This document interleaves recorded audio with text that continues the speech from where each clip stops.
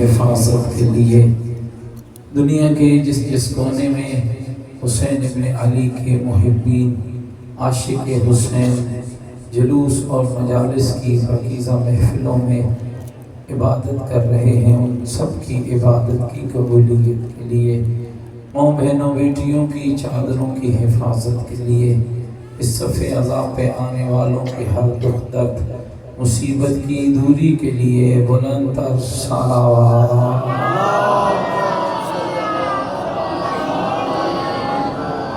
شہدائے ملت جعفریہ کے لیے، حاضرین کے مرحومین کے لیے، ان مومنین و مومنات کے لیے جن کے لیے کوئی دعا مانگنے والا نہیں، اور بالخصوص ان مومنین و مومنات کے لیے جو پچھلے سال عزا کی ان صفوں میں شریک پرسہ تھے، آج قبر کی لحد میں سو گئے۔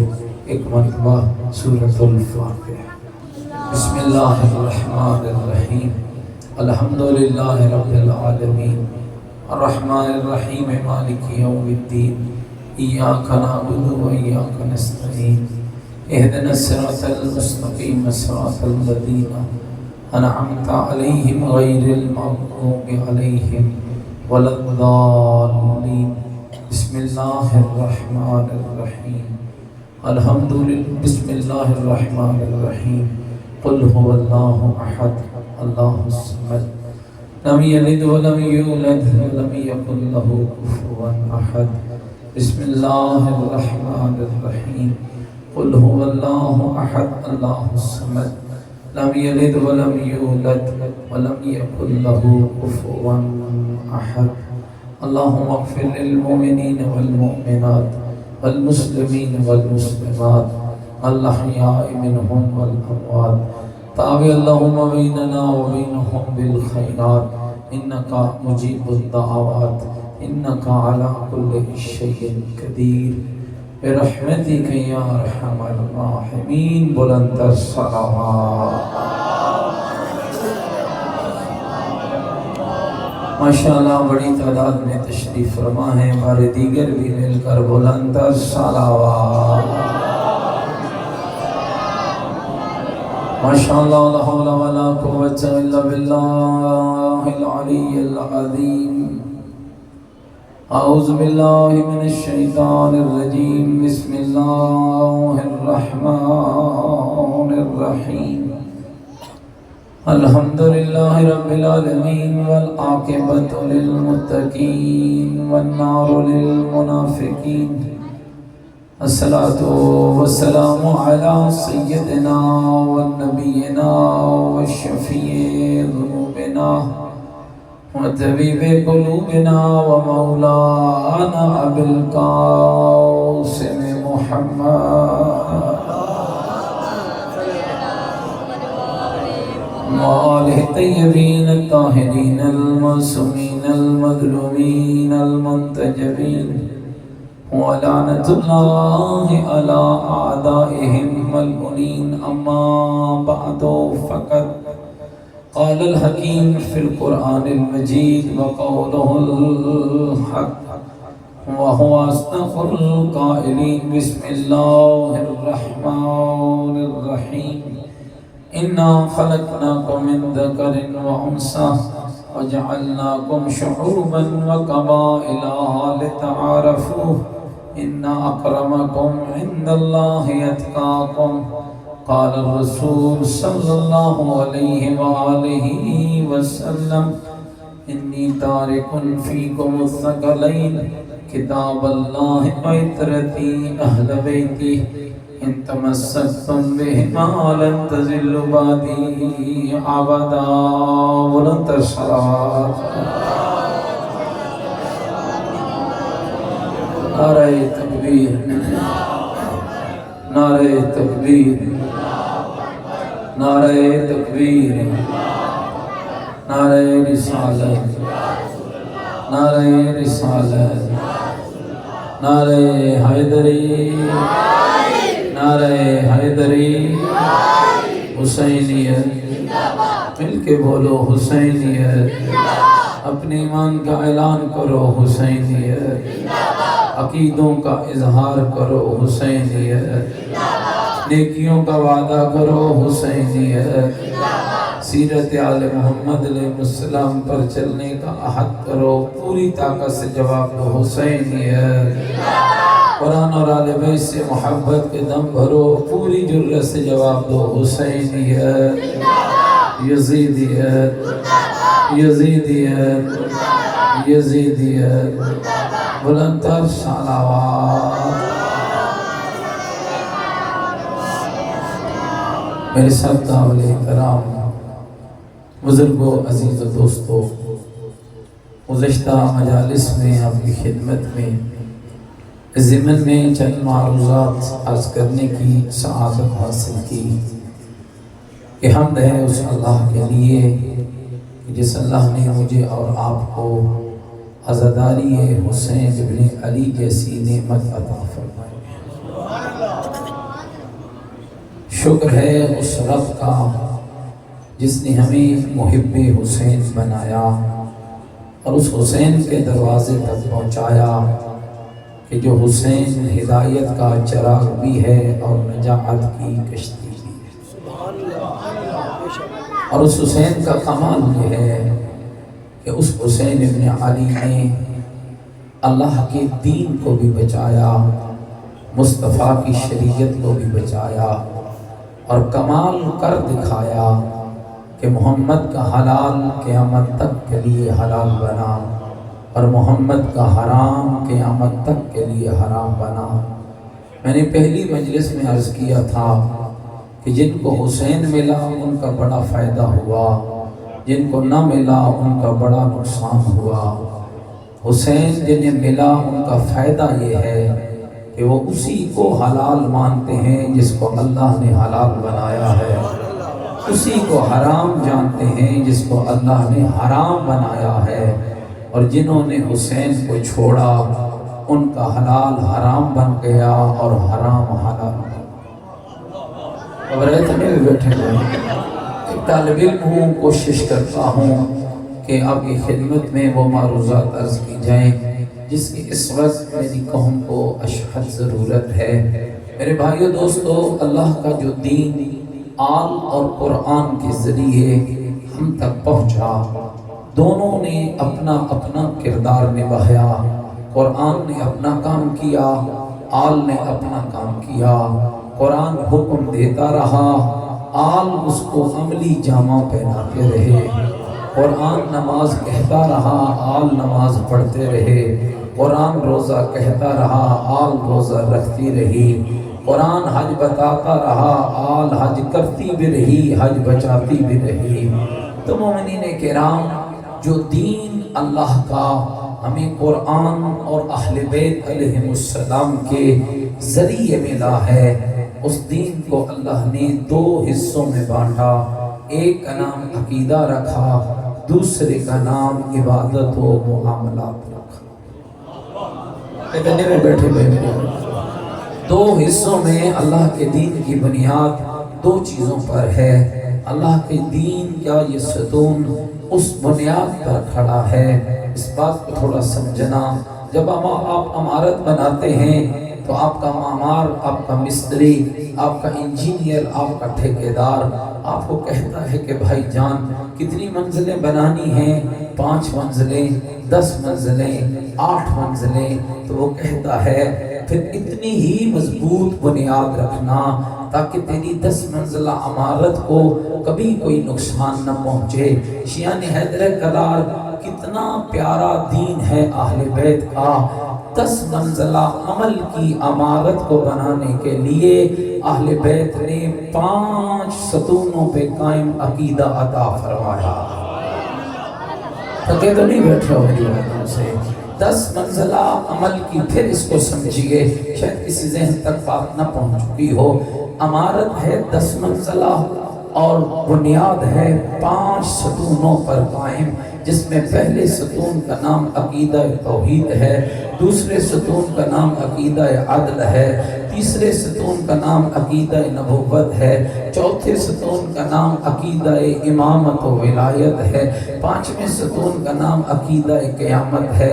مجھے آج تک بتانا 1400 سال گزرنے کے باوجود اگر لوگ تم شیعوں کا کچھ نہیں بگاڑ سکے تو یہ تمہارا کمال نہیں، یہ تمہارے عقیدے کی پاکیزگی اور مضبوطی کا کمال ہے۔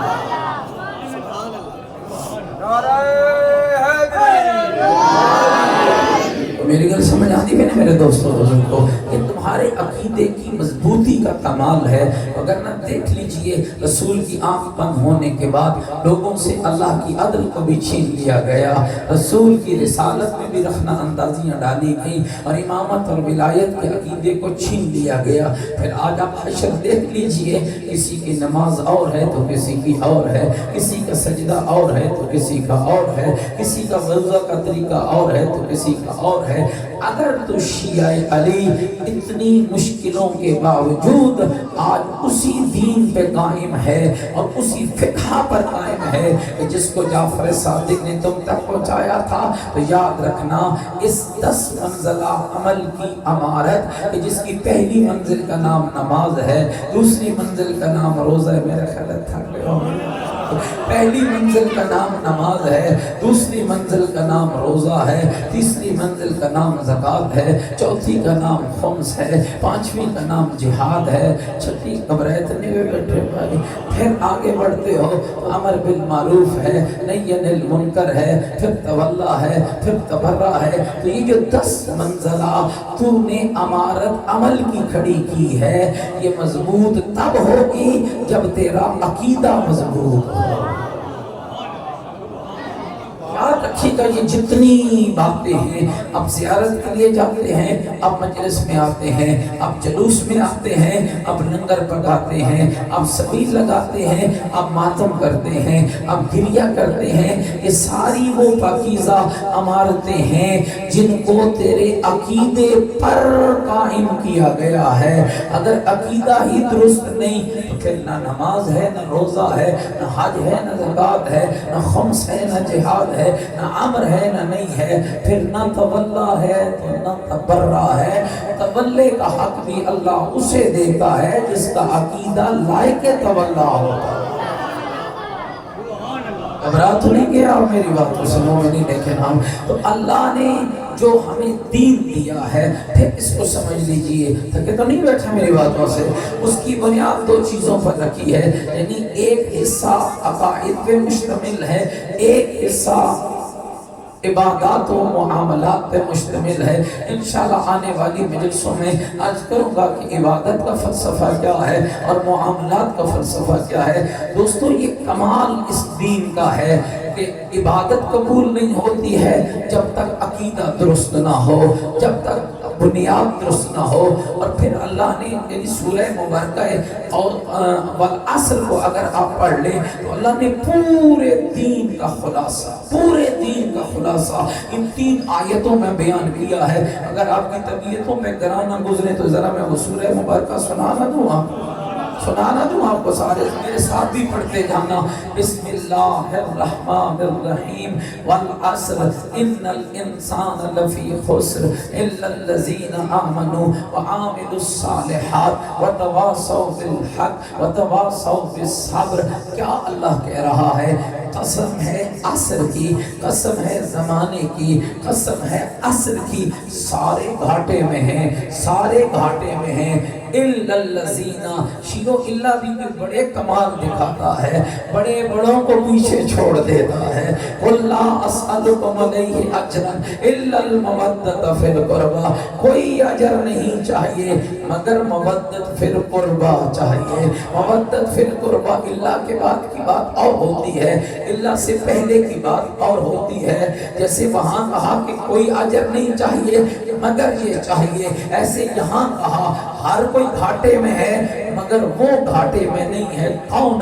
آمنو جس کا عقیدہ پکا ہوگا، وعامل الصالحات جس کا عمل صالح ہوگا، وتواصوا بالحق وتواصوا بالصبر اور جو دو کام کرتا ہوگا، جب حق کہنا ہو تو کہتا ہوگا، جب مصیبت آئے تو صبر کرتا ہوگا۔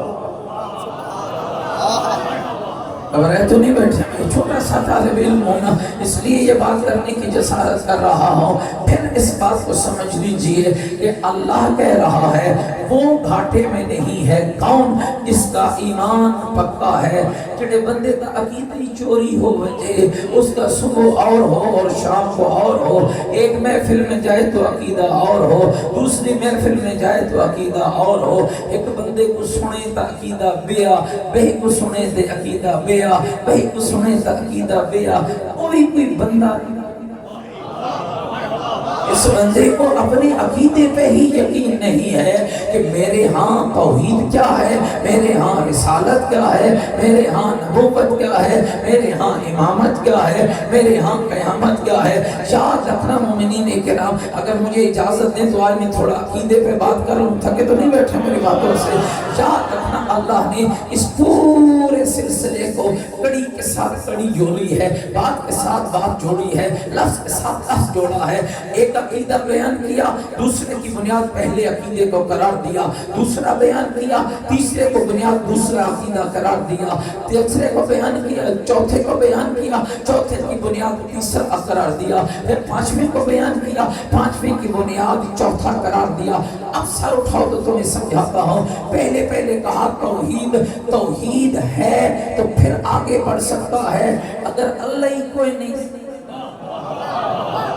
پھر اس کی امامت کیا اور اس کا عقیدہ رسالت کیا اور اس کا عقیدہ قیامت کیا؟ مومنین یہ نازک باتیں ہیں، جب تک نہیں سمجھو گے کامیابی ممکن نہیں ہے۔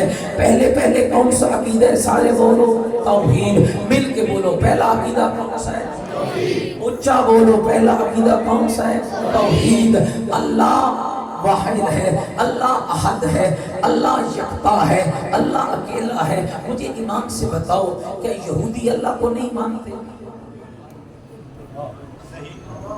پھر تو اڑکڑا کمال ہے۔ جی 80 مسلمان کیا ہو تو مسلمان؟ یہودی وہ تو مانتا ہے اللہ کو، عیسائی نہیں مانتے۔ تھوڑا بولنا میرے ساتھ، عیسائی اللہ کو مانتے، ہندو نہیں مانتے۔ جس کو وہ بھگوان کہتے ہیں لفظوں کا بدل ہے نا، مانتے تو اس کو بھی اللہ ہے نا۔ سکھ نہیں مانتے، زرتشتی، دہلی، مجوسی، ہر سوائے لاطین کمیونسٹ۔ ایک دہلیہ ہے جو کہتا ہے کہ اللہ نہیں ہے، خود سے پیدا ہوئے خود ہی سے چلے گئے، مر گئے تو خاک کر گئے۔ وگرنہ ہر مذہب اللہ کے وجود کا قائل ہے، تو پھر مسلمان کا کمال کیا ہے؟ پھر اسلام کی عظمت کیا ہے؟ ہاں ہے اسلام کی عظمت، اور وہ یہ ہے کہ ہر مذہب کوئی 3 خداؤں کا قائل ہے، کوئی 2 کا قائل ہے، کوئی 4 کا قائل ہے، کوئی ستاروں کا خدا مانتا ہے۔ اسلام کا کمال یہ ہے کہ یہ ایک خدا کا قائل ہے اور یہ کہتا ہے خدا ایک ہے جس کے علاوہ نہ کوئی معبود ہے، نہ کوئی رازق ہے، نہ کوئی مالک ہے، نہ کوئی داتا ہے، نہ کوئی حی ہے۔ اور جب تو پڑھتا ہے نا عیشیہ لا الہ الا اللہ، اس کا معنی کیا ہوتا ہے؟ یعنی لا الہ الا اللہ یعنی لا رازق الا اللہ، لا خالق الا اللہ، لا مالک الا اللہ، لا حی الا اللہ، لا قیوم الا اللہ۔ گھبراتا ہے اللہ کہہ رہا ہے لا الہ الا اللہ، یہ بھی تیرا عقیدہ ہے۔ محمد الرسول اللہ، یہ بھی تیرا عقیدہ ہے۔ علی ولی اللہ، یہ بھی تیرا عقیدہ ہے۔ اور یہ سارے عقیدے تمہیں دیے کس نے؟ خود اللہ نے دیے ہیں۔ مومنین عقیدہ اتنی مشکل چیز ہے جس کو اللہ نے نبی کے اختیار میں بھی نہیں دیا ہے، اللہ نے علی کے اختیار میں بھی نہیں دیا ہے، اللہ نے امام کے اختیار میں بھی نہیں دیا ہے۔ عقیدہ اللہ بنا کر، جبریل کے ذریعے پہنچا کر، محمد کے ذریعے بتلا کر، علی کے ذریعے پھیلا کر، حسین کے ذریعے بچاتا ہے۔ کچھ تو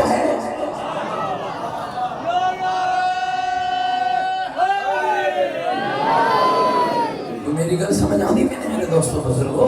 آخر عقیدے کا کوئی فائدہ، یہ سب سے بڑی غلطی ہے، انتہائی معذرت کے ساتھ میں کسی پہ کوئی تاہم و تشنیع نہیں کر رہا، لیکن یہ سب سے بڑا غلط لفظ ہے جو اس وقت تیری محفلوں میں بولا جاتا ہے۔ چھٹو جی بھائی، ہاں ہر کسی کا اپنا اپنا عقیدہ، اور پھر یہاں تک مثال دے دی جاتی ہے کہ سلیمان کا اپنا عقیدہ، کہ ابو ذر کا اپنا عقیدہ، کہ میثم کا اپنا عقیدہ۔ ہاں اس کا اپنا اپنا عقیدہ ہے، جس کا عقیدہ لوگوں کی فیکٹریوں سے بن کے آیا ہے، جس کا عقیدہ اللہ نے بنا کے بھیجا ہے، اس کا کوئی اپنا عقیدہ نہیں ہے، اس کا وہی عقیدہ ہے جس کو رب نے بنایا ہے، حیدر نے پھیلایا۔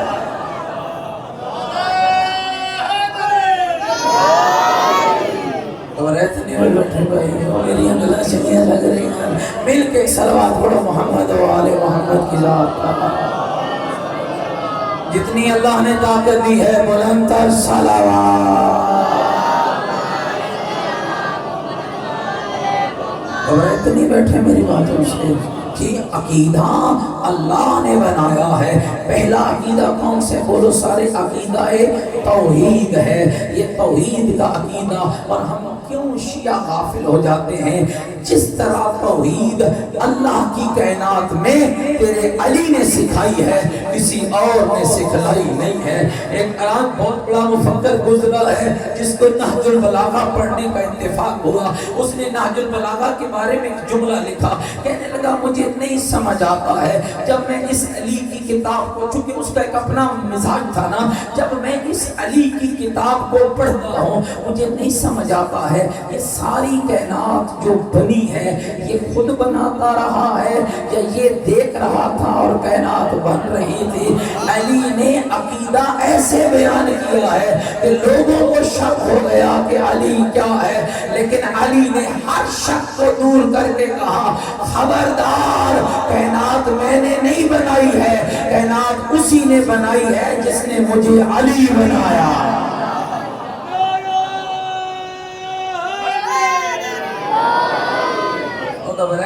بیٹھے میری گل سمجھ آ رہی ہے نہیں آ رہی؟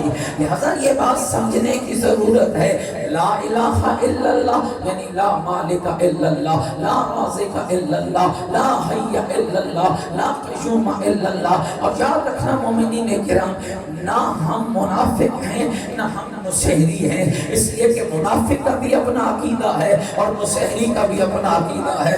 بتاؤ کوئی بندہ ہے جو کہے کہ ہاں جی میں تو مسحری ہاں اور مجھے مسحری ہونے پہ فخر ہے؟ اس لیے کہ مومن اس چیز پہ فخر نہیں کرتا جس پہ علی لعنت کرتا ہے، جس پہ علی لعنت کرتا ہے۔ علی نے مسحری کے عقیدے پہ لعنت کی ہے، علی نے جب بھی کسی پہ فخر کیا ہے تو اس عقیدے پر کیا ہے جو علی نے اپنے شیعوں کو خود عطا کیا ہے، جس میں توحید بھی شامل ہے، جس میں عدل بھی شامل ہے، جس میں نبوت بھی شامل ہے، جس میں امامت بھی شامل ہے، جس میں قیامت بھی شامل ہے۔ تو میرے مومن بھائیو ذرا غور رکھیے گا، اس میں کوئی شک اور کوئی دو راہ نہیں ہے۔ اگر آپ تھکے نہیں بیٹھے تھوڑا قرآن سنو، کوئی آیت غلط پڑھوں مجھے روک لینا، چلو ترجمہ غلط کروں مجھے بالکل روک لینا کہ نہیں مولوی صاحب آپ ترجمہ غلط کر رہے ہیں۔ اگر قرآن میں بھی ہو، اگر ترجمہ بھی صحیح ہو تو پھر گھر جا کے سوچنا علی تو قرآن کی مخالفت نہیں کر سکتا۔ میرا خیال ناراض ہو گئے شاید میری سنا دوں قرآن، سارے سننے کے لیے آمادہ بیٹھے ہو۔ جو قرآن سننا چاہتا ہے مل کر قرآن کے وارثوں پہ پوری طاقت کے ساتھ بلند تر صلوات۔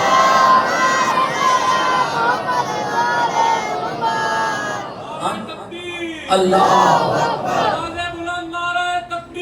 اللہ یا رسول اللہ یا رسول اللہ یا علی